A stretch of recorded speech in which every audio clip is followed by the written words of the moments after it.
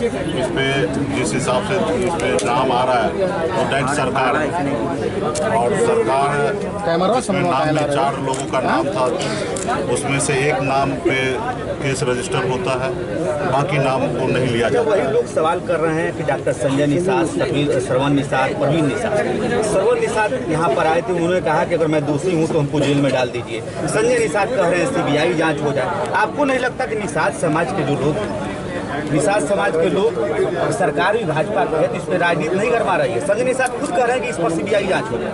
तो निश्चित तौर पर सरकार वो खुद ही आ जाए, धरना पर बैठ जाए और सरकार को खिलाफ में खड़ा हो जाए कि इसको CBI जांच होना चाहिए। निश्चित तौर पर हम लोग भी वही चाहेंगे, इसकी अच्छे से जांच हो और जो दोषी है उसी को सजा मिला। इसीलिए कि हम लोग चाहेंगे कि निर्दोष उस पर फंसे, ठीक है।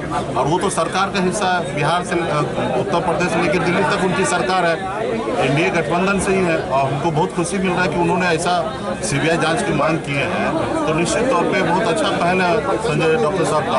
और अगर नहीं जाँच लिख रहे हैं, जांच को ही लिखना है, अगर राज्य सरकार मुख्यमंत्री जी नहीं लिख रहे हैं तो फिर आप कैसे पार्टी आप चला रहे हैं? पार्टी का गठबंधन के नेता है, एक पूरे राज्य में आपको निषाद के दम पर, पार्टी के कार्यकर्ता के दम पर आपकी पार्टी यहाँ तक पहुँची है, उसी के दम पर आज आप मंत्री हैं, उसी के दम पे आप आपके पुत्र विधायक हैं, MLC हैं, तमाम चीज़ें हैं, उसी के दम पे हुआ है। तो निश्चित तौर पे आपको अपने कार्यकर्ता की अगर फिक्र है तो आप धरना पे बैठ जाइए। मैं भी आपके साथ धरना पे आता हूँ। सरकार धरना पर बैठेंगे, अगर संजय निषाद बैठेंगे निश्चित तौर पे, अगर संजय जी अगर देखिए बड़ी बात, मुकेश सहनी सन ऑफ मल्ला कह रहे हैं कि मैं संजय निषाद अगर धरने पर बैठते हैं और उनको लगता है कि इस पर कार्रवाई नहीं हो रही है, CBI जांच की मांग कर रहे हैं, तब भी कुछ नहीं हो रहा है, तो आप धरने पर बैठने को तैयार हैं? निश्चित तौर पे अगर डॉक्टर साहब को लग रहा है कि उनकी बात नहीं सुना जा रहा है, CBI जांच के लिए नहीं लिख रहे हैं सरकार, तो वो खुद एक सरकार है उत्तर प्रदेश में, उनको कदम उठाना चाहिए। मुख्यालय में धरने पे बैठ जाता,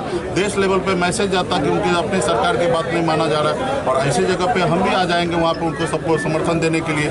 तो सिर्फ बोलने के लिए नहीं होना चाहिए, राजनीति करने के लिए नहीं होना चाहिए। हम तो सिर्फ परिवार से मिलने के लिए, क्योंकि सत्ता पावर में ही जो लोग हैं उन्हीं के नाम सोशल मीडिया में उछल रहा है। तो ये सब जांच का विषय है, उसमें हम लोग किसी को दोषी नहीं ठहराने का काम कर सकते हैं। जो धर्मात्मा श्रवण को श्रवण, अगर उनको लगता है कि उस हैंडराइटिंग में उनकी लिखावट नहीं है, उनकी भाषा नहीं है, उस सोसाइटी को कुछ और सब चीज़ के ऊपर जांच होना चाहिए, ठीक है। हम लोग यही आग्रह करते हैं कि पुलिस प्रशासन, सरकार जो है इसको गंभीरता से जांच करे और परिवार को न्याय मिले। और आज हम समाज के लिए हम लोग लड़ रहे हैं, डॉक्टर साहब भी लड़ रहे थे, समाज का आगे पहुंचाने के लिए सपना डॉक्टर साहब भी देख रहे थे। आज देखिए समाज कहाँ पहुंच रहा है, आज आपने तंग होकर अपनी जान को ख़त्म कर रहे हैं। तो ऐसी जगह पे डॉक्टर साहब को सोचना चाहिए और अपने सभी कार्यकर्ता के लिए, अपने राज्य के लोगों के लिए, मछुआरा के लिए उनके लड़ाई लड़ना चाहिए। अगर वो सही है, सब चीज़ सही है, तो सरकार में तो है ना, तो लड़ना चाहिए उनको। तो ये सारी चीज़ें अभी हम लोग जितना हो सकता है एज ए विपक्ष के नाते हम लोग योगी जी को भी लिखेंगे, प्रधानमंत्री जी को लिखेंगे, हम अखिलेश जी को लिखेंगे, तमाम जितने भी सरकार को, सिस्टम को लिखेंगे। और करना तो उन्हीं को है, हम लोग आके तो कर नहीं सकते, करना तो सरकार को ही है।